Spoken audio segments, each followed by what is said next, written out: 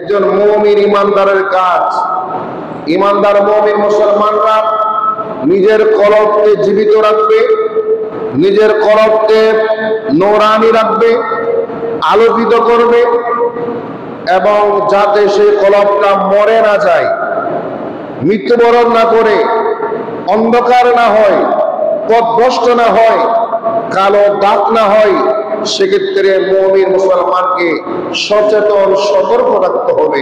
যেটা বলুন সুবহানাল্লাহ। অথচ এই কলবটা আমাদেরকে যখন আল্লাহ দান করেছেন, আমাদের যখন জন্ম হয়েছিল আমরা নিষ্পাপ ছিলাম, কোনো গুনাহ ছিল না, সগীরা গুনাহ ছিল না, কবিরা গুনাহ ছিল না। আমাদের সেই কলবখানা ছিল শতভাগ পুত পবিত্র, কোন প্রকারের দাগ ছিল না, নিষ্কণ্টক ছিল, মাসুম ছিল, নিষ্পাপ ছিল। আর সেই কলবকে যখন আমরা পাপ করতে শুরু করেছি, বালেগ হওয়ার পর থেকে, প্রাপ্তবয়স্ক হওয়ার পর থেকে, ধরে নিন 12 বছরের পর থেকে আমরা যখন বিভিন্ন গুনাহের কাজ করতে শুরু করি, পাপের কাজ করতে শুরু করি, অন্যায় করতে শুরু করি, শয়তানের প্ররোচনায় পড়ে বিভিন্ন পাপে নিমজ্জিত হওয়া শুরু করি, তখন আমাদের সেই নিষ্কণ্টক, মাসুম, নিষ্পাপ সে কলব, নূরানি সে কলব ধীরে ধীরে অন্ধকার হতে শুরু করে, জীবিত কলব মৃত্যুবরণ করার শুরু করে এবং কলবের মধ্যে দাগ পড়তে থাকে। যেটা বলুন নাউজুবিল্লাহ। বুখারী শরীফের হাদিস, নবী সাহেব করেছেন, বান্দা যখন একটা গুনাহ করে, কয়টা? একটা পাপ করে, তখন তার কলবে একটা কালো দাগ লাগে, নকতাতুন সাউদা, একটা কালো দাগ লেগে যায়। আবার আরেকটা পাপ করলো, আরেকটা কালো দাগ লাগে, আরেকটা পাপ করলো, আরেকটা কালো দাগ লাগে।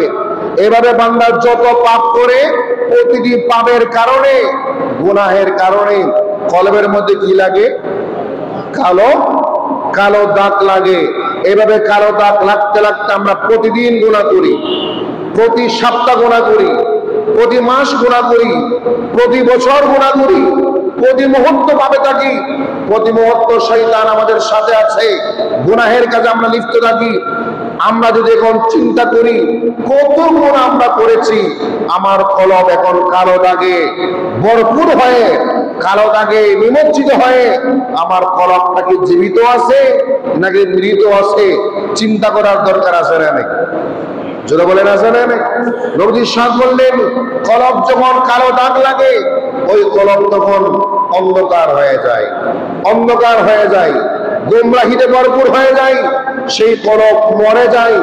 তখন তার নামাজ ভালো লাগবে না, কোরআন ভালো লাগবে না, হাদিস ভালো লাগবে না, আল্লাহর আদেশ পছন্দ হবে না, নবীর আদেশ পছন্দ হবে না। তখন সে অন্যায় করতে, পাপ করতে, জুলুম করতে, গুনাহের কাজ করতে তার ভালো লাগবে।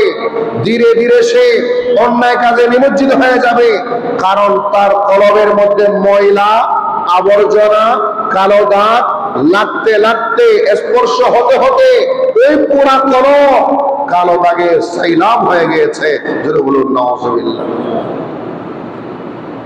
যোগ শ্রেষ্ঠ আল্লাহর ওলিরা বলেছেন, কোরআন সুন্নাহর মগজ তারা বের করেছেন। রাওয়ায়াত রয়েছে এভাবে করে, বান্দা যখন গুনাহ করতে থাকে, ওয়ালামু আন্না যুনুবা তুওয়ারিসুল গাফলা, বান্দা যখন গুনাহ করে, সেই গুনাহ করতে করতে, গুনাহের কারণে একটা গুনাহের কুফল আছে না?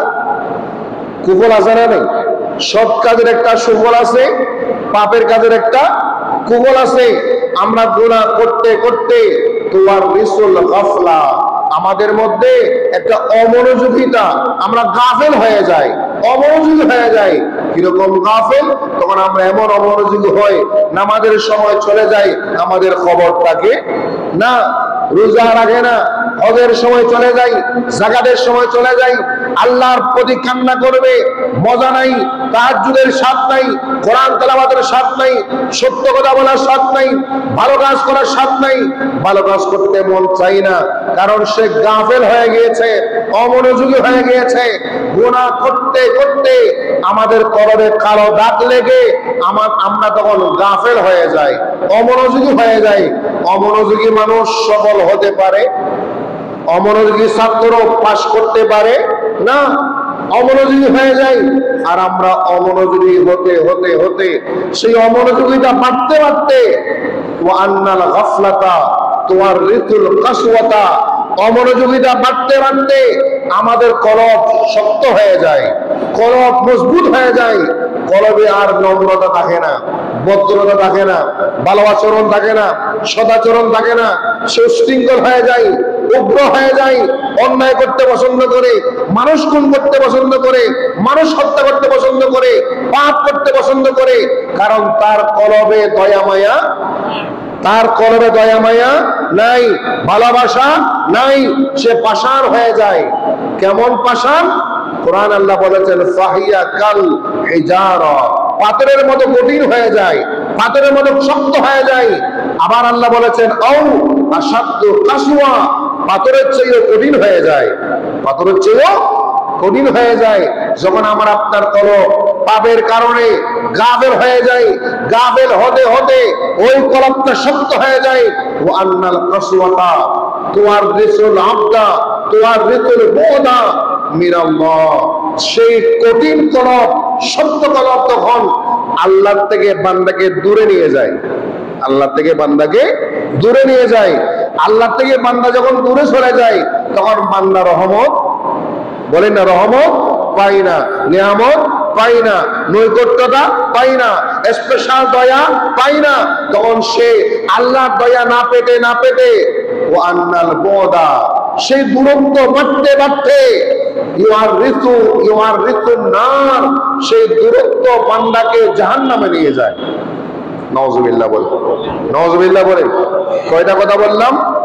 গুনাহ করতে করতে আমরা গাফেল হয়ে যাই, গাফেল হতে হতে আমাদের কলব শক্ত হয়ে যায়, কলব শক্ত হতে হতে আমরা আল্লাহ থেকে দূরে চলে যাই, আল্লাহ থেকে দূরে চলে যেতে যেতে আমরা জাহান্নামে চলে যাই।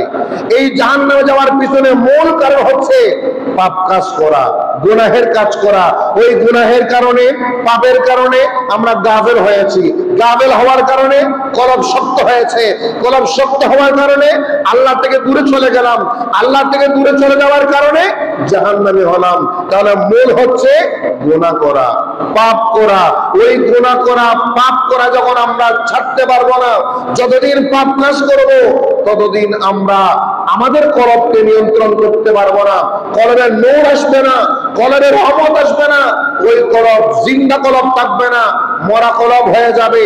মরা কলব নিয়ে মানুষ বেঁচে থাকলে ওই কলব আপনাকে জান্নাতের পথ দেখাতে পারবে না। সুতরাং এই দুইটা রাবায়াতের মাধ্যমে আমরা নিশ্চিত হলাম গুনাহের কুফল আছে না নাই, পাপের কুফল আছে না নাই। সেই পাপটা বড় হোক অথবা ছোট হোক, আমরা অনেকে মনে করি সগীরা কোনো অসুবিধা নেই, সগীরা গুনাহ অসুবিধা নেই। একটা কথা মনে রাখবেন, কবিরা গুনাহ করলে তওবা করতে হয়, সগীরা গুনাহ বারবার করলে ফাসিক হয়ে যায়। আল ইসরারু ফিস সগীরা, ইসরার সগীরা গুনাহ বারবার করতে করতে মানুষ ফাসিক হয়ে যায়। ফাসিক মানে কবিরা গুনাহকারী। সেই ফাসিক মানুষ কখনো কলবকে, শক্ত কলবকে নরম করতে পারবে না, মোরা কলবকে চিন্তা করতে পারবে না। এখন আমাদের কাজ হচ্ছে আমরা গুনাহ করতে করতে, পাপ করতে করতে আমাদের কলবকে আমরা আল্লাহ থেকে দূরে নিয়ে গেলাম, জাহান্নামের কাছাকাছি চলে গেলাম।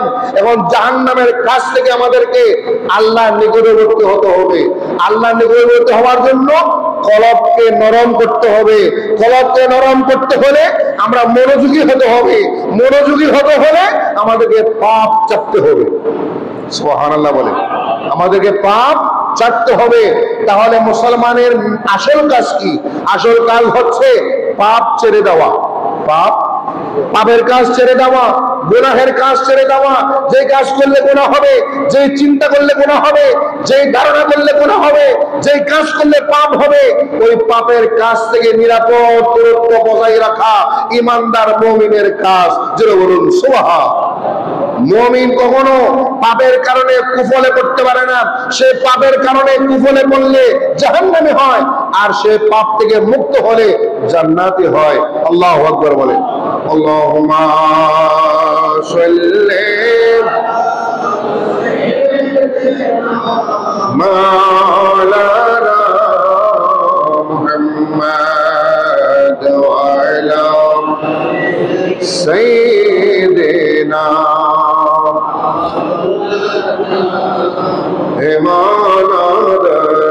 রাদি নবী কোথায় গেলে পাবো রে, দয়া করে দিবেন দেখা যখন যাব কবরে। আল্লাহুম্মা সাল্লি আলা সাইয়্যিদিনা মাওলানা মুহাম্মাদ ওয়া আলা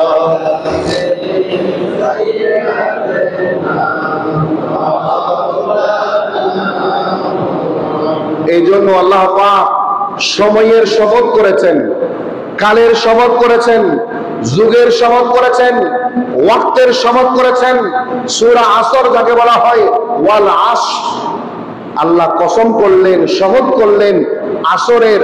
আসর মানে সময়, আসর মানে কাল, আসর মানে টাইম।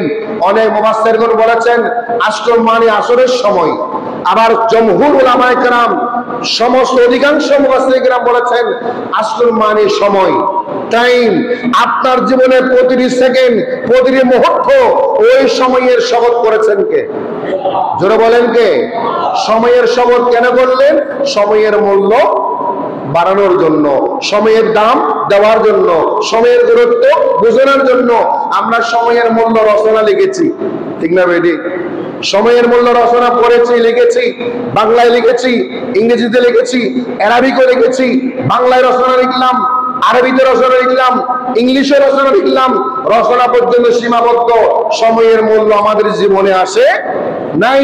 আমরা সময়ের গুরুত্ব প্রদান করতে পারি না। এই হায়াত যে একটা নির্দিষ্ট হায়াত, এটা কি বাড়বে? এটা কি নির্দিষ্ট সীমানার পরে বাড়তে হবে? স্বাভাবিকভাবে হয় না। আর সেই সময় আমরা ক্ষেপণ করতে করতে করতে করতে জীবনের শেষ সময়ে এসে নামাজ পড়তে আসি, যখন অজু আছে না নাই বুঝতে পারি না, ঠিক না বেটি? রুকুতে গেলে অজু চলে যাই, খবর কথা বলেন, খবর। কারণ বয়স হয়েছে, মানুষ বয়স হলে তো মনে থাকার কথা না, ওযু কখন যায় কখন আসে বুঝতে পারে না। ওই সময় আমরা ইবাদত করতে আসি, যে সময় ইবাদতের মজা পাওয়া যায়। ইবাদতের মজা পাবেন কখন জানেন? যৌবনকালে, শরীরে শক্তি থাকা অবস্থায়, শরীরে কুওয়াত থাকা অবস্থায় আপনি ইবাদত করে মজা পাবেন, নামাজ পড়ে মজা পাবেন, তাসবিহ তাহলিল করে মজা পাবেন। এই জন্য আল্লাহ শপথ করেছেন টাইমের, সময়ের, ওয়াক্তের। আল্লাহ কি বলেছেন? ইন্নাল ইনসানা লাফি খুসর, ইন্নাল ইনসানা লাফি খুসর। অধিকাংশ মানুষ ক্ষতিগ্রস্ত হচ্ছে, তারা ক্ষতির মধ্যে আছে। বলছেন কে? জোরে বলেন কে? আল্লাহ বলছেন অধিকাংশ মানুষ ক্ষতির মধ্যে রয়েছেন, লাফি খুসরিন। অধিকাংশ মানুষ ক্ষতির মধ্যে আছেন যারা ঈমানদার, যারা ঈমানের মূল্য বোঝে না, সৎ কাজের মূল্য বোঝে না, সৎ উপদেশের মূল্য বোঝে না, সবরের মূল্য বোঝে না, তারা ক্ষতির মধ্যে রয়েছে। রব্বুল আলামিন ইরশাদ করলেন মানুষ কেন ক্ষতিগ্রস্ত হয়?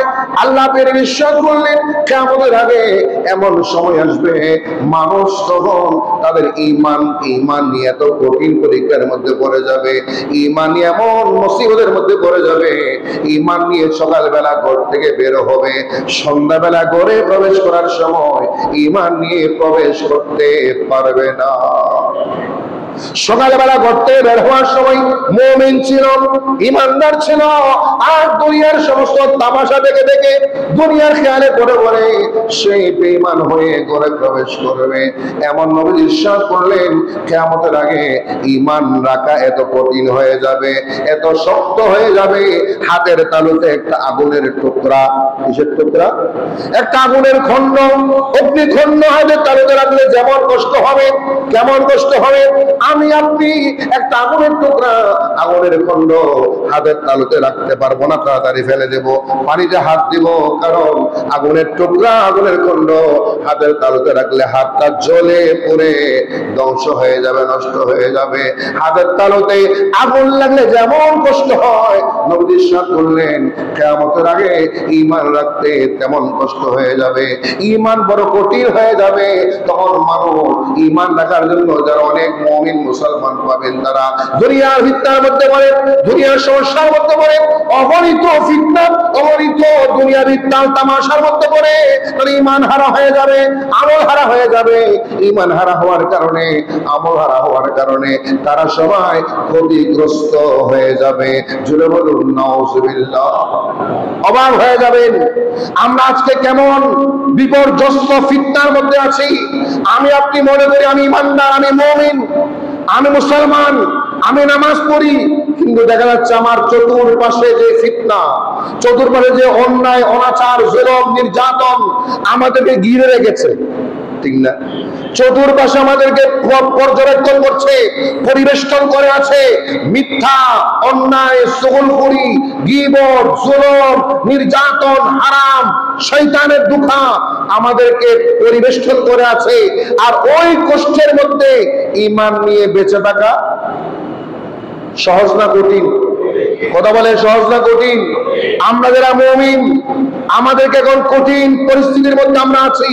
বরঞ্চ নবীজি বলেছেন কিয়ামতের আগে এমন সময় হবে, মানুষ ঈমান বাঁচানোর জন্য দেশ ছেড়ে, শহর ছেড়ে, পাহাড় জঙ্গলে চলে যাবে ঈমান বাঁচানোর জন্য।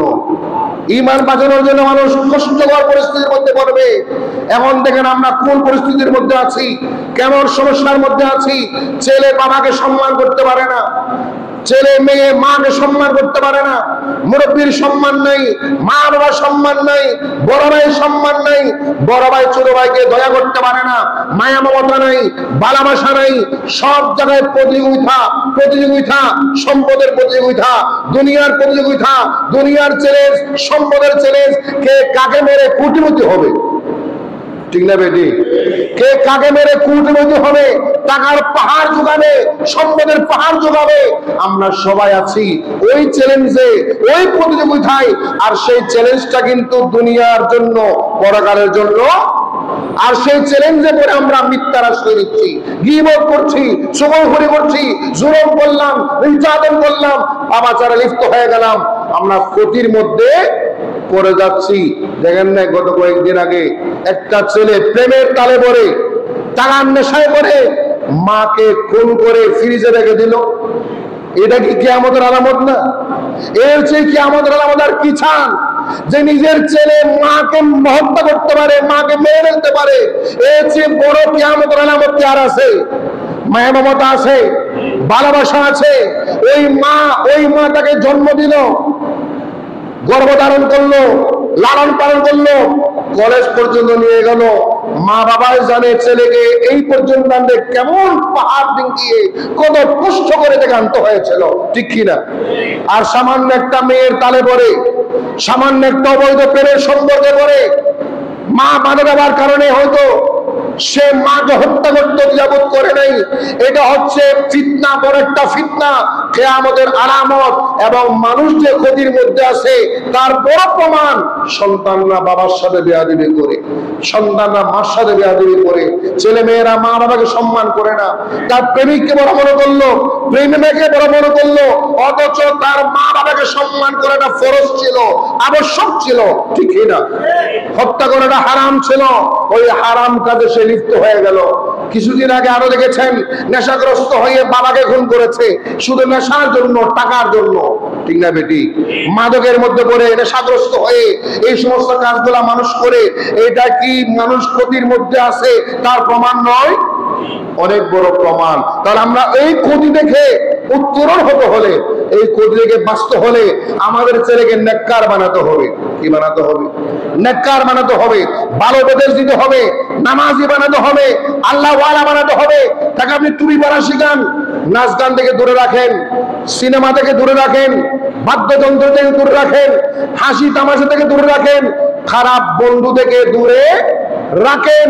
আপনার ছেলে ভালো হবে, আপনার ছেলে নেককার সন্তান হবে, মা বাবাকে মানবে। এখন আমি আপনি কি করি? ছেলেকে নামাজও পড়াইলাম, সারাদিন বড় টেলিভিশনে করে বসাইও রাখলাম, ঠিক না বেবি? নামাজও পড়াইলাম, কলেজও পাঠাইলাম, মাদ্রাসায় পাঠাইলাম, বিশাল এক টেলিভিশন নিলাম, ওই টেলিভিশনে সারাদিন সে নাচ গান সিনেমা কৌতুক পরীক্ষা যত আছে সব থেকে। এখন বলেন ওই ঘরে কি নেককার সন্তান জন্ম হবে? ওই ঘরে নেককার সন্তান হবে? বর্তমানে এমন পরিবেশ, টেলিভিশন আপনি অন করেছেন, মা বাবা ছেলে সন্তান বসে একসাথে বসে টিভিটা দেখবেন, সেই পরিবেশ কি আছে? কথা বলেন, সে পরিবেশ কি আছে? নাই। নোংরামি, নোংরামি, বেহায়াপনা, হারাম কাজে লিপ্ত। এখন তো টেলিভিশন লাগে না, প্রত্যেকের হাতে হাতে টেলিভিশন, হাতে হাতে সিনেমা। একসময় আমরা সিনেমার বিরুদ্ধে বলেছিলাম, সমাজে দেশে 5টা 10টা সিনেমা ছিল, বেশি ছিল, ঠিক না বেদি? গোটা চট্টগ্রাম শহরে 2-5টা সিনেমা ছিল। আর এখন দেখেন একবারও যদি 10টা ছেলে সন্তান হয়, 10টা ছেলে মেয়ে হয়, 10 জনের হাতে 10টা সিনেমা, ঠিক না বেদি? 10 জনের হাতে 10টা সিনেমা।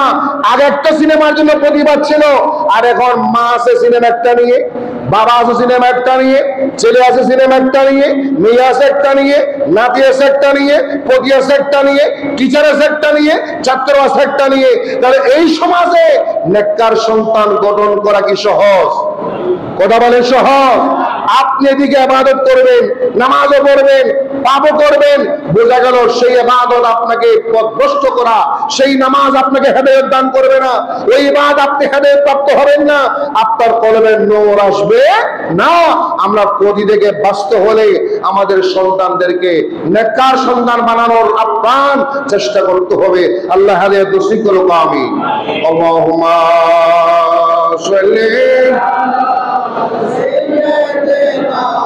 মাওলানা মুহাম্মদ ওয়া আলা সাইয়্যিদিনা।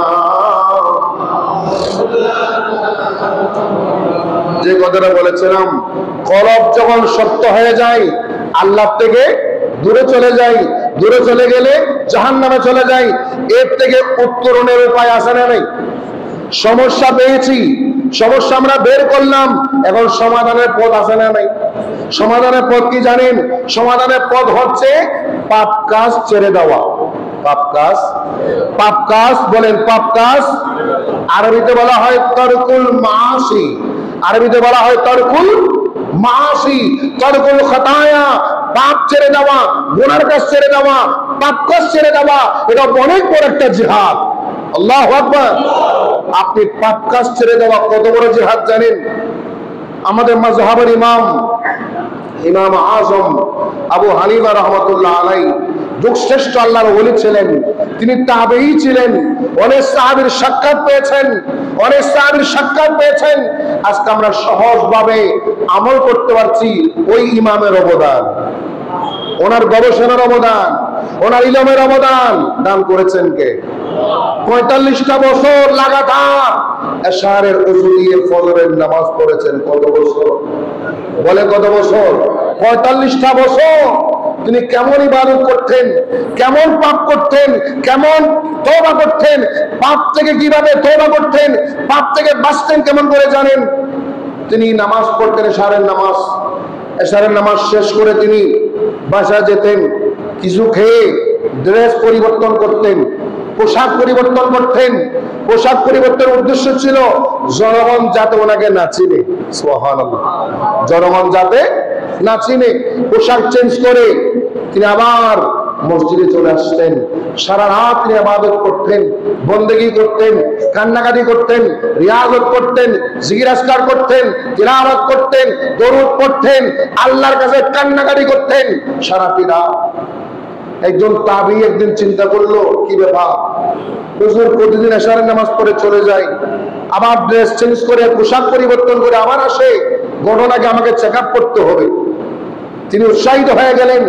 পরের দিন তিনি উঠ পেতে বসেছিলেন, দেখলেন ইমাম আজম আবার এসে মসজিদে এসে দাঁড়িয়ে ইবাদত করা শুরু করলেন, রিয়াজত করা শুরু করলেন, কান্নাকাটি করা শুরু করলেন।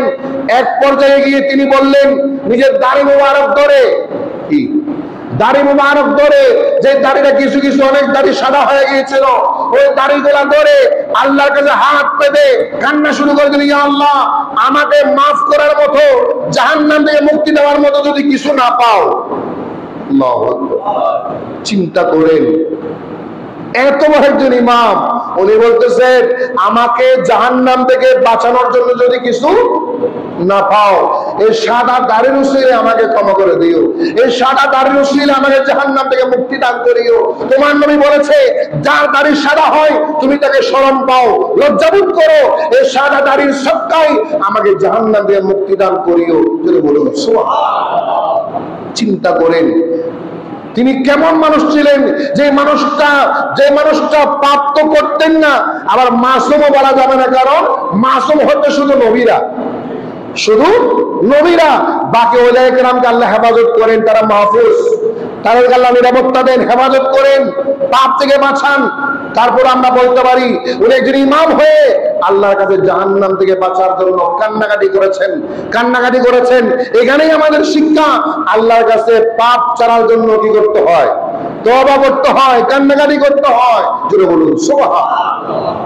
হযরত ফুদাইল বিন আয়াস রাহমাতুল্লাহ আলাইহি কোন এক সময় তিনি ডাকাত ছিলেন। কি ছিলেন? ডাকাত থেকে তিনি কোন এক সময় হেদায়েত প্রাপ্ত হয়ে আল্লাহর কাছে তওবা করে কান্নাকাটি করতে করতে আল্লাহ পাক ওনাকে মাফ করে দিলেন। রিয়াজত করেন, ইবাদত করেন। তিনি সংকল্প করলেন যে আমি যাদের মালামাল ডাকাতি করেছিলাম, পরের হক একটা একটা করে সবার কাছে ওই মালগুলা ফেরত, বলেন ওই মালগুলা ফেরত দিয়ে দেব। ঘরে ঘরে গিয়ে তিনি মালামালগুলা ফেরত দিয়ে দিচ্ছেন। কোন এক জায়গায় কোন একটা মানুষের ঘরে যখন গেলেন মাল ফেরত দেওয়ার জন্য, তিনি বললেন আপনি তো ডাকাত ছিলেন, মালামাল ডাকাতি করতেন, এখন আবার ফেরত দিতে আসছেন কেন? তখন তিনি বললেন, ভাই আমি ডাকাতি করেছিলাম, পাপ করেছিলাম, গুনাহ করেছিলাম, কলবকে মেরে ফেলেছিলাম, ওই কলব শক্ত হয়ে গিয়েছিল, আমি আবার তওবা করে আল্লাহ তওবারে কান্নাকাটি করেছি, আল্লাহ আমাকে মাফ করে দিয়েছেন। আমি এখন সব অন্যায় কাজ ছেড়ে দিয়েছি, এখন সবার হকগুলা ফেরত দেওয়ার জন্য আসছি, তুমি এগুলা ফেরত নিয়ে আমাকে বাঁচাও। সুবহানাল্লাহ। তখন সে মানুষটা বলে, না আমি এমনি আপনার মালগুলা ফেরত দেব না, আপনি যে তওবা করেছেন, আপনি যে আল্লাহর কাছে কবুল হয়েছেন, আপনার তওবা কবুল হয়েছে, আমাকে প্রমাণ দেখাতে হবে। আল্লাহু আকবার। বলে কি প্রমাণ দেখাবো? বলে মাল যারা আল্লাহর ওলি হয়, নেককার বান্দা হয়, এদেরকে আল্লাহ এমন প্রমাণ দেয়, অনেক সময় মাটি ধরলে স্বর্ণ হয়ে যায়, কারণ তাদের কাছে লোভ নাই, মাটি ধরলে স্বর্ণ হয়ে যায়, আমাকে আপনি সেই প্রমাণ দিতে হবে। তখন তিনি মনে মনে এমন ভীত সন্ত্রস্ত হলেন, ভয় পেলেন, ইয়া আল্লাহ আমি যে কেমন পরীক্ষা করলাম, এই পরীক্ষা থেকে আমাকে বাঁচাও, আমার পক্ষে সম্ভব না এত বড় পরীক্ষায় নাজাত পাওয়া, লাভ সফল হওয়া, আল্লাহ তুমি আমাকে বাঁচাও। আল্লাহর উপর ভরসা করে মাটিতে হাত দিয়েছেন, স্বর্ণ রূপান্তরিত হয়ে গেল। ওই মানুষটা তওবা করে ইবাদত গুনাহ হয়ে আল্লাহর ওলি হয়ে গেলেন। জোরে বলুন সুবহানাল্লাহ। পাপ কাজ ছাড়তে, পাপ ছেড়ে দিতে হবে। শ্রেষ্ঠ আল্লাহর ওলি তিনি তাবেঈ ছিলেন, ইবনু জাররাহ রাহমাতুল্লাহ আলাইহি। তিনি বড় হাফেজুল হাদিস ছিলেন, লক্ষ লক্ষ হাদিস মুখস্থ ছিল। আল্লাহু আকবার। লক্ষ হাদিস শরীফ মুখস্থ ছিল, একটা দুইটা না, হাজার হাজার হাদিস মুখস্থ ছিল। আর তিনি হাদিস শরীফগুলা মুখস্থ করতেন, উনি শুনলেই মুখস্থ হয়ে যেত। আল্লাহু আকবার। উনি শুনলেই মুখস্থ হয়ে যেত। আলিফ বা জবর জের সহ লিখতে হতো না, তিনি জীবনে লিখেন নাই, হাদিসগুলা লিখেন নাই। আমরা তো লিখে মুখস্থ করি, আর উনি না লিখে মুখস্থ করেছেন। আল্লাহু আকবার। না লিখে মুখস্থ করেছেন। আরেকজন তাবি ওনার দরবারে গেলেন, হুজুর আমার কাছে একটা জিনিস জানতে মন চাই, আপনি কেমন কেমন সাধনা করেছেন, কেমন সাধনা করেছেন যে আপনি না লিখে হাজার হাজার হাদিস মুখস্থ করতে পারেন? আল্লাহু আকবার। তখন তিনি বললেন, আমার সাধনা একটাই, আমার সাধনা হচ্ছে একটাই, আমি না লিখে মুখস্থ বিদ্যা আল্লাহ আমাকে বাড়িয়ে দিয়েছেন, মুখস্থ শক্তি বাড়িয়ে দিয়েছেন, আমি পাপ কাজ থেকে বিরত থাকি। সুবহানাল্লাহ। তরকুল মাসি, পাপ ছাড়তে হবে। পাপ কাজ থেকে বিরত থাকলে নিয়ামত দেন কে? বরকত দেন কে? রহমত নাজিল করেন কে? আপনার হায়াত সবল হবে, জীবন সবল হবে, কবরস্থান জান্নাতের বাগান হবে, আপনি আল্লাহর জামিন পেয়ে যাবেন। শুধু পাপ কাজ ছাড়তে হবে। জোরে বলুন সুবহানাল্লাহ। আল্লাহুম্মা সাল্লি আলা মাওলানা মুহাম্মাদ ওয়া আলা আলি সাইয়্যিদিনা। নফল ইবাদতের চেয়ে, একটু খেয়াল করবেন, নফল ইবাদতের চেয়ে পাপ ছেড়ে দেওয়া উত্তম। পাপ ছেড়ে দেওয়া, আপনি এদিকে হাজার হাজার নফল ইবাদত করলেন, বের হয়ে গীবত করলেন, চুগলখড়ি করলেন, মিথ্যা কথা বললেন, পরে হক নষ্ট করলেন, জুলুম করলেন, নির্যাতন করলেন, অন্যায় করলেন, পাপ কাজে লিপ্ত হলেন, ওই নফল ইবাদত আপনাকে, ওই নফল ইবাদত আপনাকে ওই গুনাহ থেকে বাঁচাতে পারবে না। এই জন্য আল্লাহর ওলিরা বলেছেন, নফল ইবাদত না করে আপনি আগে নিজেকে পাপ থেকে মুক্ত করেন, পাপ থেকে বাঁচেন। এই জন্য পাপ কাজ ছেড়ে দেওয়া নফল ইবাদতের চেয়েও উত্তম। তারকুল মাসি আফদালু মিন ইবাদাতিন নাফিলা। তারকুল মাসি, পাপ ছেড়ে দেওয়া নফল ইবাদতের চেয়ে উত্তম। হযরত আব্দুল্লাহ ইবনে ওমর রাদিয়াল্লাহু তাআলা আনহু, ওনার দরবারে প্রশ্ন করা হলো, হুজুর একজন মানুষ দেখলাম, রাজুলুন কাসীরুল আমাল কাসীরুজ যুনুব, একজন মানুষ দেখেছি তিনি বেশি বেশি আমল করে, বেশি বেশি কথা বলেন, বেশি বেশি আমল করে, ওয়া কাসীরুজ যুনুব, আবার বেশি বেশি গুনাহ করে। আমলও বেশি করে, গুনাহও বেশি করে। আপনার কি মতামত? আরেকজন ব্যক্তি দেখলাম যে কম আমল করে, কম গুনাহ করে। কালিলুল আমাল কালিলুজ যুনুব, আমল করো কম, গুনাহ করো কম। আপনার মতামত কি? তখন তিনি বললেন আমি আমার তরফ থেকে ফয়সালা দিচ্ছি, গুনাহ থেকে বেঁচে থাকার মতো উত্তম কাজ আর নাই। গুনাহ থেকে বেঁচে থাকার মতো, পাপ কাজ থেকে দূরে থাকার মতো উত্তম কাজ আর। এই মাসালাটা কেন বললাম জানেন? আপনি নফল ইবাদত করেছেন, পাপ কাজ করেছেন, ওই নফল ইবাদত আপনার জন্য কল্যাণময় হবে না। নফল ইবাদত করবেন না করেন, আপনি পাপ কাজ থেকে দূরে থাকেন। তারকুল মাসি, পাপ ছেড়ে দেন, পাপ ছেড়ে দেন। চেষ্টা করেন মিথ্যা না বলার জন্য, চেষ্টা করেন গীবত না করার জন্য, চেষ্টা করেন চুগলখড়ি না করার জন্য, চেষ্টা করেন কারো বদনাম না করার জন্য, চেষ্টা করেন কাউকে খারাপ ধারণা না করার জন্য, চেষ্টা করেন কারো ক্ষতি না করার জন্য। আস্তে আস্তে আস্তে আস্তে দেখবেন আপনার কলব জিন্দা হয়ে গেল, আপনার কলব নূরানি হয়ে যাবে, জিন্দা হয়ে যাবে ওই চেষ্টার বিনিময়ে। যদি বলুন সুবহানাল্লাহ, আর যদি বলেন সুবহানাল্লাহ। কলব কেন মরে যায় জানেন? কলব কেন শক্ত হয়? কলব কেন শক্ত হয়ে যায় পাথরের মতো, আরো শক্ত? চারটা কারণ। কয়টা? জোরে বলেন কয়টা? চারটা কারণে কলব মরে যায়, কলব শক্ত হয়ে যায়, কলবে দয়া থাকে না, মায়া থাকে না, পাষাণ হয়ে যায়। তার মধ্যে এক নম্বর হচ্ছে আল আকাল, প্রয়োজনের বেশি খাবার খাওয়া। প্রয়োজনের বেশি, এটাকে তো নবীজি বলেছেন হাদিস শরীফ।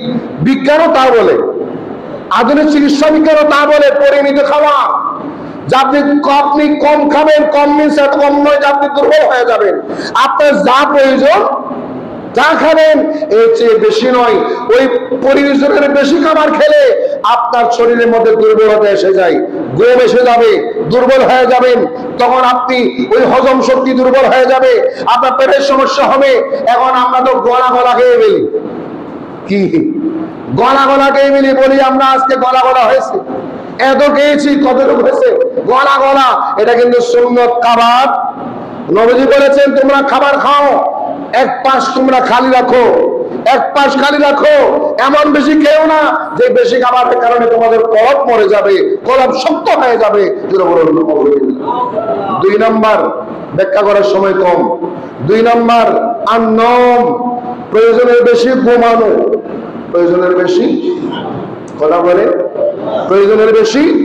এখন আমরা সুযোগ পেলে 10 ঘন্টা ঘুমাই, সুযোগ পেলে এশা চলে যায়, ফজর চলে যায়, জোহর চলে যায়, আসর চলে যায়, খবর নাই। প্রয়োজনের বেশি অতিরিক্ত ঘুম আপনার কলব শক্ত করে ফেলবে, আপনার কলব মরে যাবে, কলব জীবিত থাকবে না, কলবের নূর আসবে না, কলব অন্ধকার হয়ে যাবে। মাত্রাতিরিক্ত ঘুম, প্রয়োজনের বেশি ঘুমানো। 3 নাম্বার আল কাসরাতুল কালাম, প্রয়োজনের বেশি কথা বলা। প্রয়োজনের বেশি বলে না, প্রয়োজনের বেশি। আমরা যখন কথা বলা শুরু করলে শুধু নিজেই বলি, আর কাউকে বলতে দিই না, ঠিক না বেটি? আমার গোলা শোনো, আমার গোলা শোনো, আমার গোলা শোনো, বানায় টানায় মিথ্যা কথা বলে বলে মানুষকে হাসাই, এগুলো হারাম।